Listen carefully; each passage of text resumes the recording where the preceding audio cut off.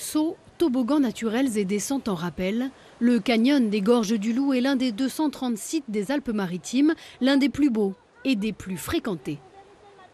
Là, ils sont 13, donc s'il n'y a pas un deuxième DE derrière qui ferme la marche, la personne est hors des clous. Ici, tout va bien. 2 DE comprenaient 2 diplômés d'État en canyoning. Le secours en montagne, PGHM des Alpes-Maritimes, procède juste à un contrôle pro administratif. Ouais. Équipement, pharmacie, papier, tout est contrôlé par le PGHM, le peloton de gendarmerie de haute montagne en patrouille. Trousse de secours, un peu les moyens de communication, mais toi tu connais dans le loup. Moi je trouve que c'est plutôt bien parce que c'est arrivé par le passé qu'il y ait carrément des guides qui emmènent des gens sans diplôme. Hein. Donc pour nous c'est plutôt bien les contrôles. Hein. Ces gendarmes sont des montagnards aguerris dans tout type de discipline, eau vive, escalade, ski, randonnée, pour pouvoir porter secours en milieu périlleux. Quand il y a des secours, c'est une zone où on peut se faire treuiller, en fait, c'est dégagé.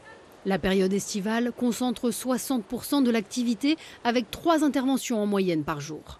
On a tout type de profil, mais on remarque de plus en plus que les gens sont attirés par des belles images qui circulent sur les réseaux sociaux et ne prennent pas le temps de la formation. Moi, ce que je dis souvent, c'est on se forme et ensuite on va en montagne. Pas de sac poubelle, pas de sac plastique.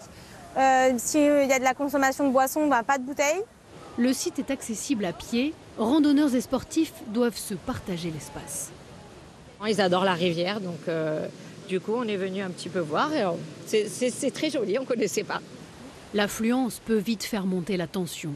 Contrôle, prévention, sensibilisation.